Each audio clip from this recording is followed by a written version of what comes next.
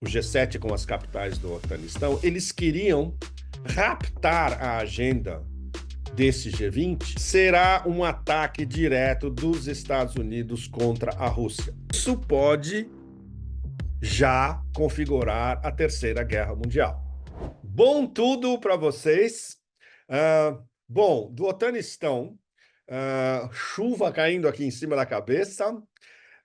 Ou seja, eu queria ir para um café hoje, mas impossível. Tá um horror lá fora e vocês não sabem da Paris quarto ou quinto mundo lá fora também, né? Então não dá vontade, não dá nem vontade de sair na rua. Especialmente porque eu cheguei há pouco da África. Eu cheguei no fim de semana, eu voltei da África do Sul. Bom, brinde inicial de uma das canecas do Donbass. O que eu vou tentar fazer hoje é uma mini viagem com vocês, a partir da cúpula dos BRICS em Kazan. Na verdade, foi um pouco meu itinerário, mas é um itinerário também do que está acontecendo entre as Américas, a África e o Otanistão, sem falar da Ásia, evidentemente. Então, os temas estão todos interligados.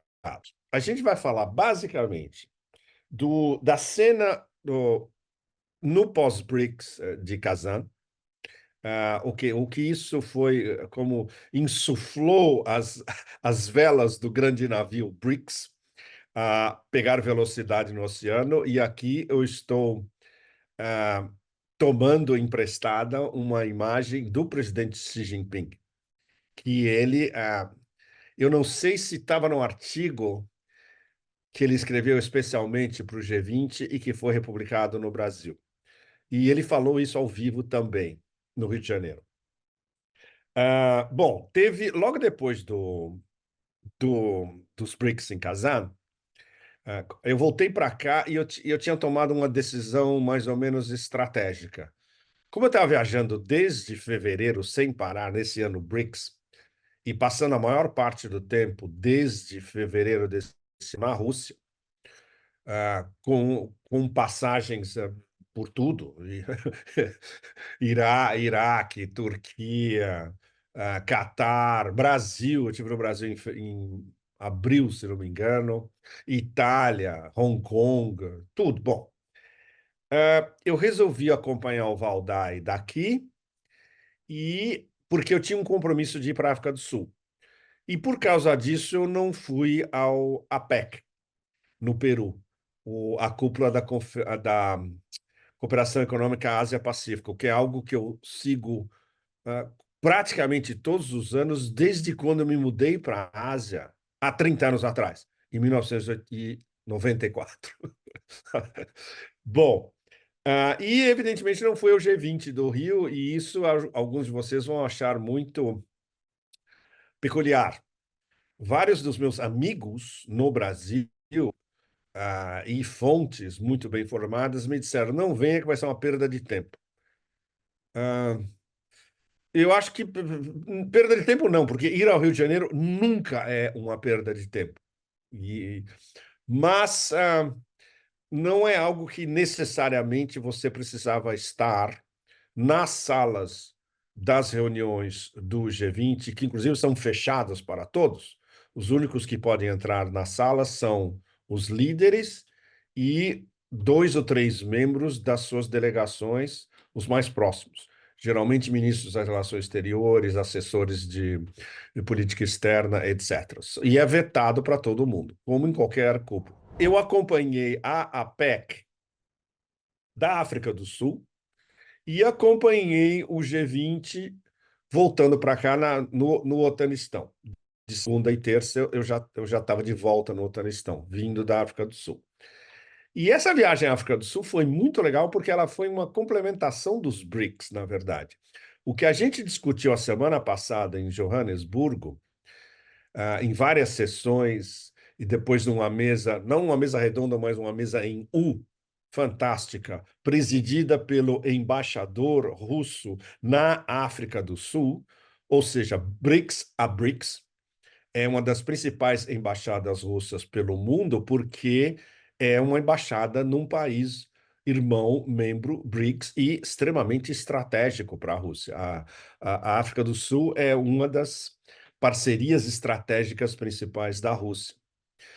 Inclusive no dia, na manhã, depois da nossa mesa em U, que foi fantástica, durou mais de 3 horas, com alguns das melhores cabeças sul-africanas, acadêmicas, scholars, diplomatas, ex-diplomatas, analistas geopolíticos, especialistas em mídia, etc. Era uma mesa de altíssimo, altíssimo nível. Continuando as discussões do dia anterior, onde a gente teve nós tivemos 3 sessões. Eu abri a primeira e moderei a primeira e eu fechei a terceira. E na segunda eu pude relaxar um pouco, porque eu estava só acompanhando as intervenções dos nossos amigos da África do Sul, do Mali e do Senegal. Sensacional. Eu imagino que isso poderia ser feito no Brasil. E a ideia seria talvez fazer no ano que vem uma reunião desse tipo no Brasil também. Mas o nível da conscientização dos nossos brothers and sisters da África do Sul, do Mali, do Senegal, de todos os desafios para não só o desenvolvimento sustentável da África, mas para a União Africana política, econômica, geopolítica, geoeconômica, de transportes, de comunicações, de corredores de conectividade, tudo isso, excepcional. Bom, e no dia seguinte, quando a gente foi, depois da nossa mesa de discussão sobre unidade africana no mundo multipolar, esse era o tema, nós visitamos, antes de ir a uma recepção excepcional na embaixada russa em Pretória, nos arredores de Pretória, uma mansão no alto de uma colina com uma vista absolutamente espetacular, e tinha excelentes convidados, e os russos, como anfitriões, são inigualáveis a graça, a polidez, a organização, e depois todo mundo relaxa, bebe-se muito bem, como vocês sabem. Nessa recepção, a gente continuou conversando sobre os temas das nossas discussões, dessa mesa em U, não redonda, sobre os desafios da África, como organizar a unidade política africana, esse foi um dos principais temas. Como a África tem que moldar o seu próprio mapa de desenvolvimento, isso é algo que todos os nossos interlocutores frisavam em detalhes. Então, um pouco de tudo isso está na coluna que eu acabei de escrever há pouco, antes de conversar com vocês, e que deve sair entre Rússia e outra questão no meio da semana. Então, eu imagino que quando vocês estiverem assistindo esse Pepe Café, ela já deve estar sendo, ou já está traduzida em português e publicada no Brasil em diversos mídias diferentes. Então, foi muito legal fazer essa conexão Kazan-Johannesburgo, África do Sul, porque os temas todos que a gente estava discutindo em Kazan continuaram a ser discutidos em Johannesburgo, e principalmente de uma perspectiva africana. Porque, por exemplo, a sessão que eu moderei, eu fui muito drástico. Eu impus um limite de 3 minutos para cada um dos participantes, tinha quase 25 na mesa. Você não podia dar 5, 10 minutos para cada um, senão ia durar o dia inteiro. E eles concordaram, olha, 3 minutos para cada um, vocês expõem um tema, uma ideia, etc. E depois a gente abre para uma discussão livre de todos vocês, e aí vocês podem interferir na hora que vocês quiserem, na ordem que vocês quiserem. E foi muito legal. Durou 3 horas, mas todo mundo teve tempo não só de dar a sua opinião principal, e jogar o seu tema principal. Por exemplo, um dos temas fundamentais era a necessidade de criação de uma moeda africana lastreada por um sistema bancário. A ideia foi lançada por um dos melhores economistas da África do Sul. E isso, claro, o debate na mesa foi enorme, porque muita gente com formação, por exemplo, de ciências sociais, não está pensando nesses aspectos de tecnologia de finança e de integração econômica, de integração financeira e de construir um novo sistema financeiro. Mas todas essas questões abordadas nas nossas mesas, nas nossas discussões e depois nas nossas conversas na embaixada russa em Pretória, era uma continuação das conversas dos BRICS. E algo dessas discussões estava na cúpula do Valdai, onde, no final, o presidente Putin fez um discurso excepcional e com aquela famosa observação de que estamos chegando na hora da verdade. A hora da verdade é agora. E isso a ser interpretado de uma maneira extremamente ampla, em relação ao momento geopolítico e geoeconômico extremamente delicado que a gente está vivendo, do papel fundamental da Rússia, da China, dos BRICS, na configuração desse novo navio com as suas como chama? Velas, desculpe. Suas velas insufladas, ou o trem-bala saindo da estação Kazan, justamente em direção ao nosso mundo multinodal, de intercalação de nós.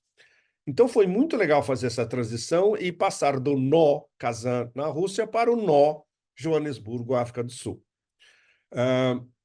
Evidentemente, com isso eu perdi o nó Rio de Janeiro, onde como muitos de vocês devem saber, eu cresci entre São Paulo e Rio de Janeiro. Então, Rio de Janeiro, para mim, está no fundo do coração, sempre. Mas foi muito interessante observar o G20 de fora, visto daqui do Otanistão, por várias razões. Uma delas,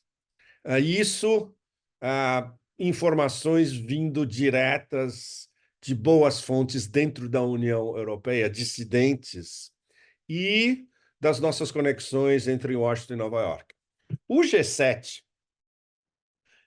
o que a gente também pode chamar de Otanistão, o G7 com as capitais do Otanistão, eles queriam raptar a agenda desse G20, que foi coordenada, evidentemente, pelo presidente Lula e pelo governo Lula. Não conseguiram. Isso é uma grande vitória estratégica brasileira. Aqueles que sempre foram invisíveis estarão ao centro da agenda internacional. Já contamos com a adesão de 81 países, 26 organizações internacionais, 9 instituições financeiras e 31 fundações filantrópicas e organizações não governamentais.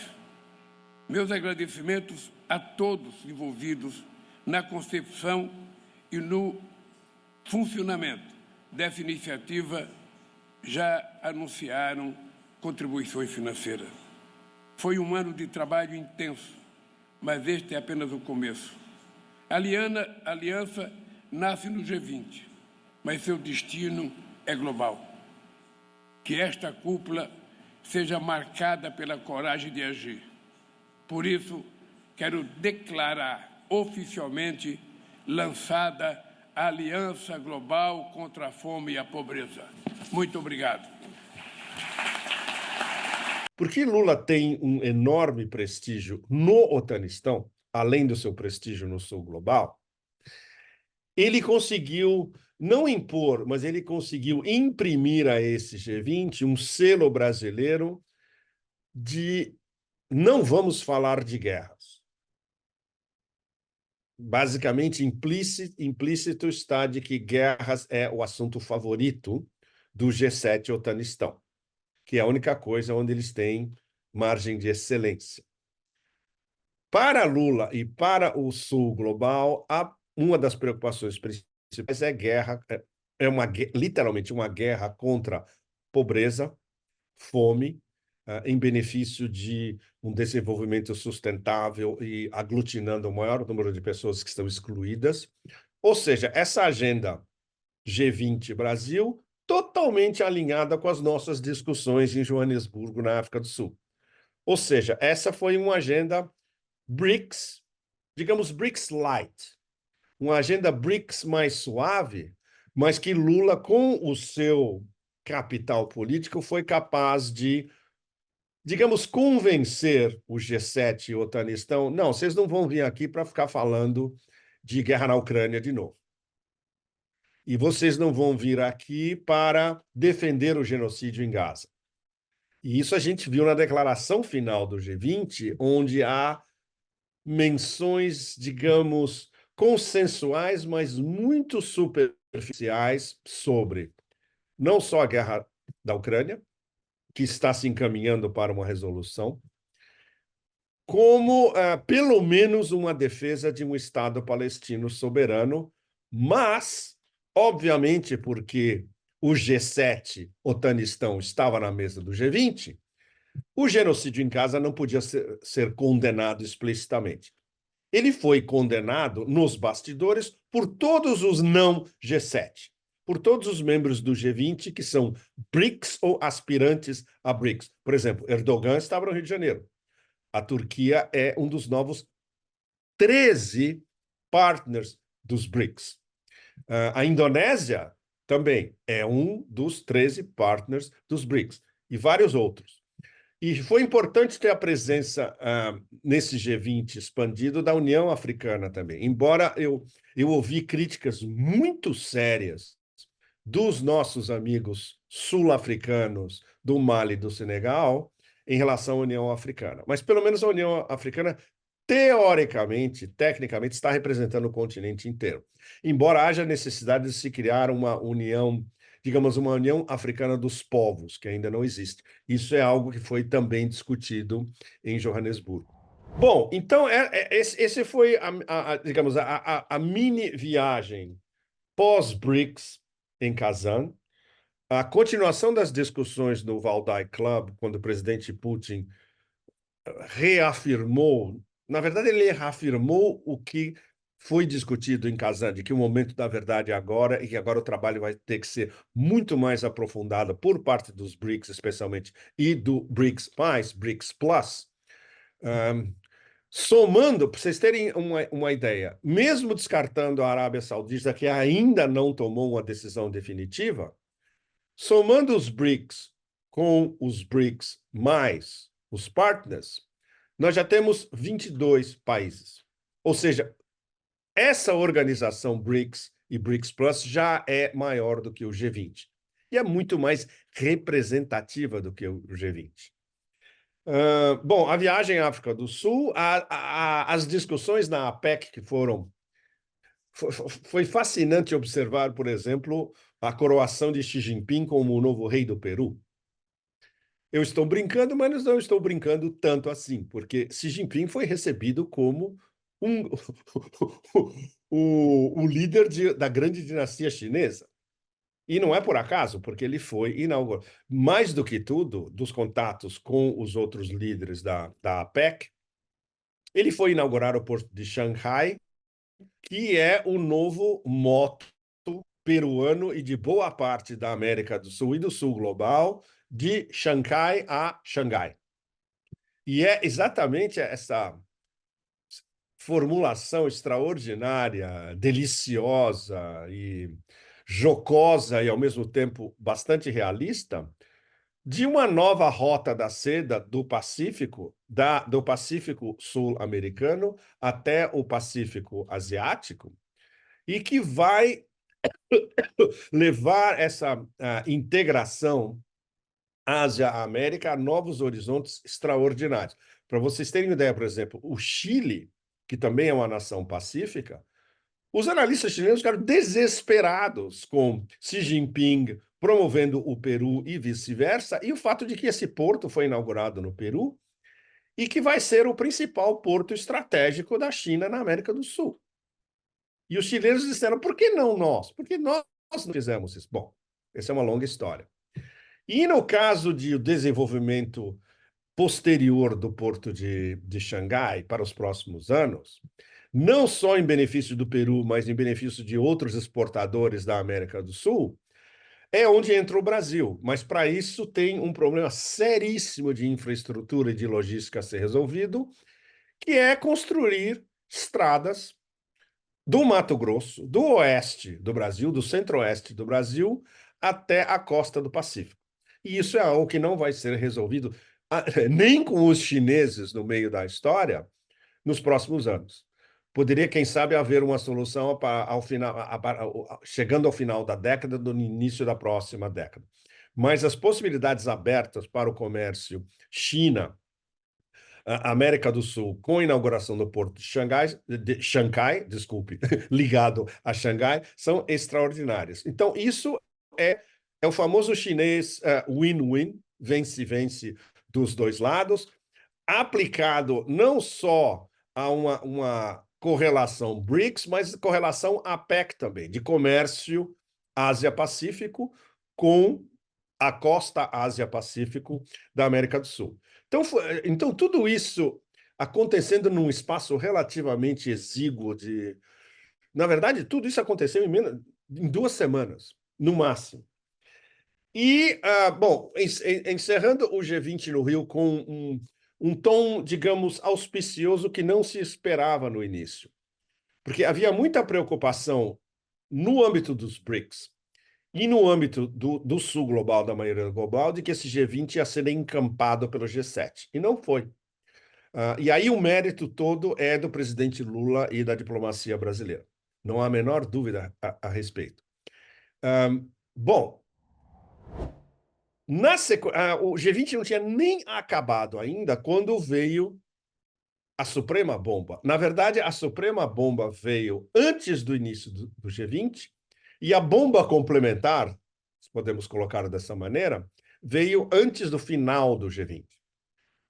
Foi o anúncio, sem confirmação nem da Casa Branca e nem do Pentágono, ou seja, ele tem toda a sistematização de ser plausível, mas, ao mesmo tempo, pode ser uma fake news monstro, de que a administração do boneco de pano, que, por sinal, escapou acidentalmente da foto na frente do Museu de Arte Moderna Rio de Janeiro, com pão de açúcar ao fundo, da Aliança Global, contra a fome e pela eliminação da pobreza, o boneco de pano da Casa Branca não está nessa foto. Número 1. Muito importante, pode ter sido um lapso ou não, certamente foi um lapso, mas um lapso mais significativo do que um planeta obscuro sendo descoberto. Fundamental. Esse anúncio, que veio mais ou menos simultâneo com o boneco de pano em questão, mais uma vez, posando em um cenário, praticamente um cenário plausível para uma série da Netflix filmada em interiores e não ao vivo, embora o cenário fosse ao vivo, um cenário improvisado com 2 teleprompters na selva amazônica, entre aspas, selva, entre aspas, e amazônica, entre aspas, e vocês podem entender, vocês devem entender o que eu estou querendo deixar implícito diplomaticamente.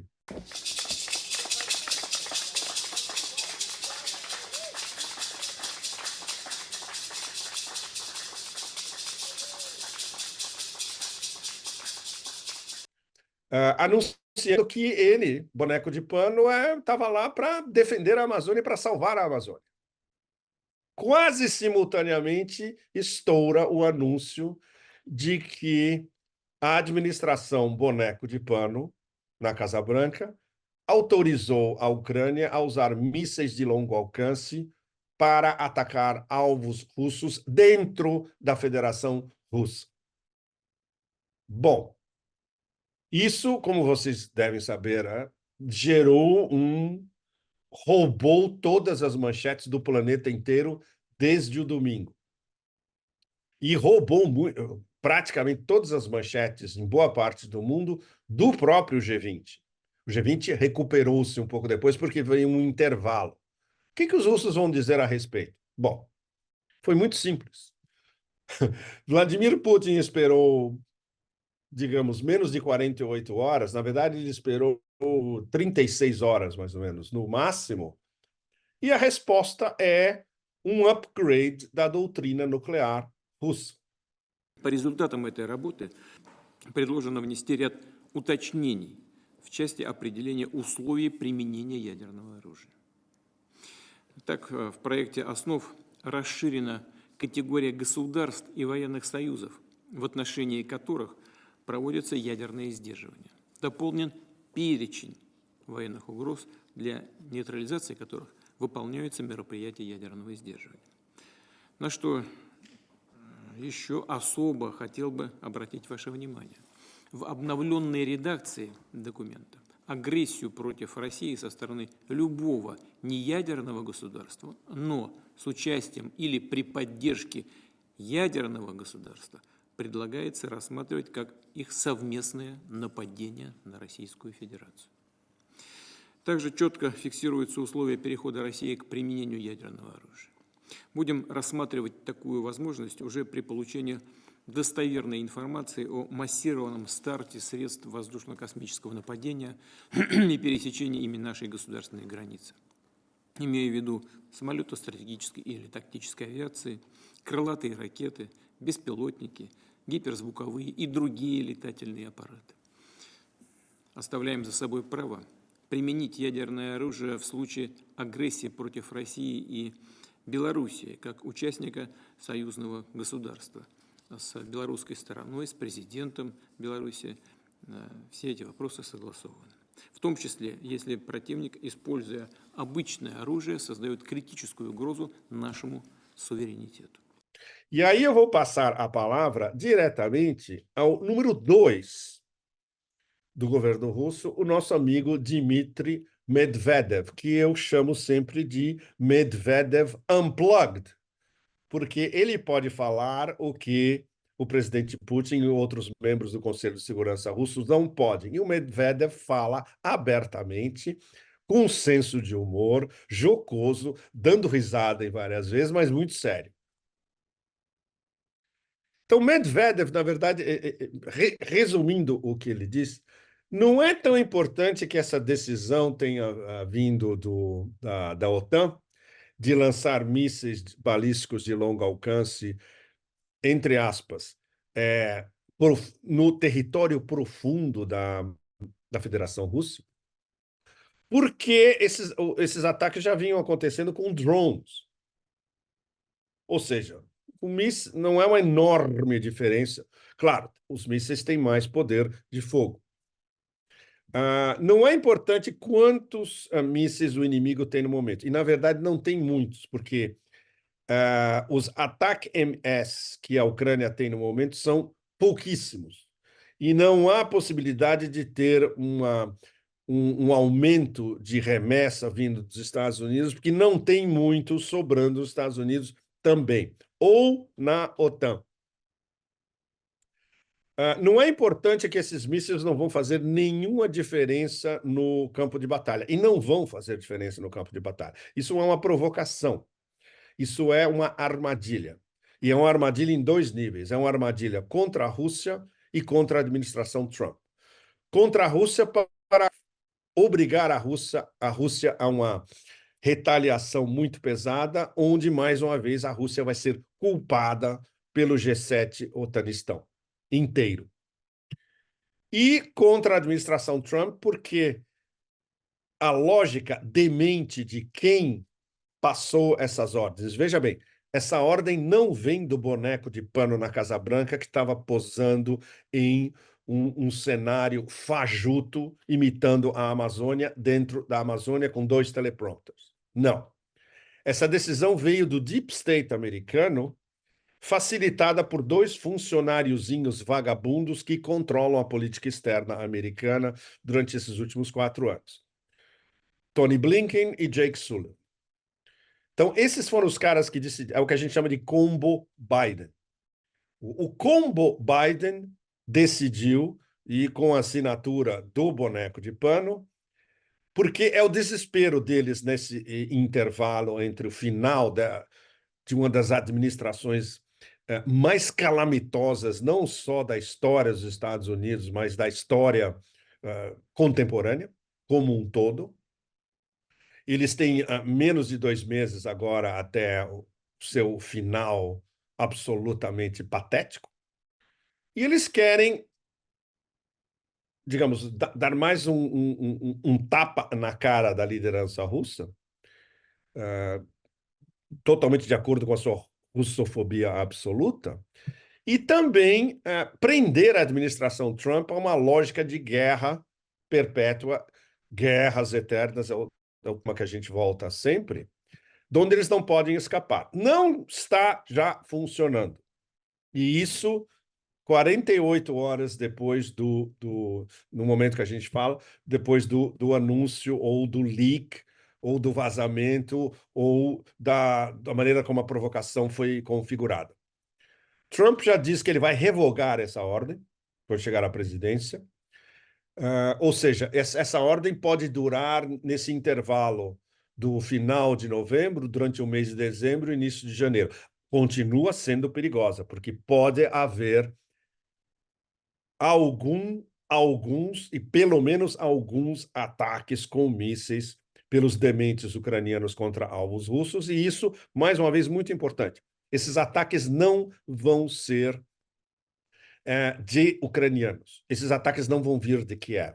Esses ataques só são possíveis com os Estados Unidos pilotando todo o sistema de inteligência de acionar esses mísseis e de prover o Big Data para esses mísseis atacar os seus alvos. Ou seja, se houver um ataque como esse, nas próximas semanas, nos próximos dias, nas próximas semanas, será um ataque direto dos Estados Unidos contra a Rússia. Ponto. Eu vou repetir.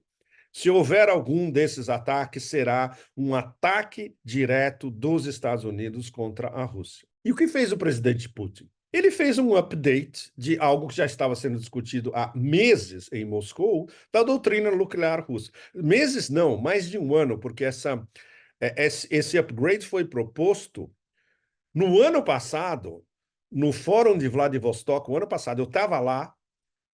Quem propôs diretamente ao presidente Putin foi o grande teórico geopolítico Sergei Karaganov. E Putin, na época, falou, não é necessário, do jeito que a nossa doutrina nuclear está configurada, é o suficiente. Agora, com essas escaladas constantes dos americanos, não da OTAN, a OTAN é um bracinho acoplado ao centro de decisão de Washington. Mudou toda a história. Então, claro, a Rússia tem que se adaptar. E a definição oficial desse upgrade da doutrina nuclear russa é fundamentos da política de Estado na esfera de contenção nuclear. Isso digamos, um eufemismo relativamente sofisticado para delimitar que um ataque de qualquer país pertencente a um bloco ou a uma coalizão, e no caso da Ucrânia, acoplado a uma coalizão, mas o ataque é coordenado pela coalizão e desfechado pela coalizão. No caso, os americanos que controlam o sistema de ataque dos mísseis ATACMS. A Rússia se vê capacitada a responder com armas de destruição massiva, não só contra Kiev, os palhaços chihuahuas dentro dessa equação, como as várias e principais bases da OTAN identificadas de onde possam ter saído, onde saíram os mísseis, de onde saíram as ordens para os mísseis, vindas, evidentemente, de Washington. Ou seja, Medvedev, ele mesmo diz, isso pode já configurar a Terceira Guerra Mundial. Ele não está dizendo que é a Terceira Guerra Mundial, mas pode provocar uma Terceira Guerra Mundial. Mas não há dúvida nenhuma. Se a Rússia é atacada com esses mísseis, diretamente por ordens americanas e mísseis programados pelos americanos, ainda que venha só de território ucraniano, e ataca instalações não só militares, mas também civis russas dentro da Federação Russa, a resposta vai ser essa resposta devastadora. Claro, eles vão escolher como vai ser a resposta, e isso não significa que a Rússia vai responder com armas nucleares, táticas ou não. mas poderia abrir o caminho, por exemplo, para a Rússia transformar todas essas instalações em Kiev que abrigam esses gangsters neonazis em terra desolada, entre outras coisas. E, eventualmente, ataques mesurados contra certas bases da OTAN. Seja o que for que acontecer, se houver uma resposta extravasando a Ucrânia, indo diretamente à OTAN, isso cria imediatamente o perigo de uma terceira guerra mundial. Não há dúvida a respeito. Ninguém quer isso, a não ser os dementes de Tel Aviv, por outras razões, evidentemente, apocalípticas, Velho Testamento apocalípticas, podemos dizer dessa maneira, e os neocons mais exacerbados, ainda no poder até a posse de Trump em janeiro, e alguns deles, inclusive, mais ou menos afiliados aos republicanos, porque isso é a russofobia, a iranofobia, a arabofobia e a sinofobia em Washington são fenômenos bipartidários, todos esses. Então, isso nos coloca mais uma vez à beira do precipício, todos nós no fio da navalha.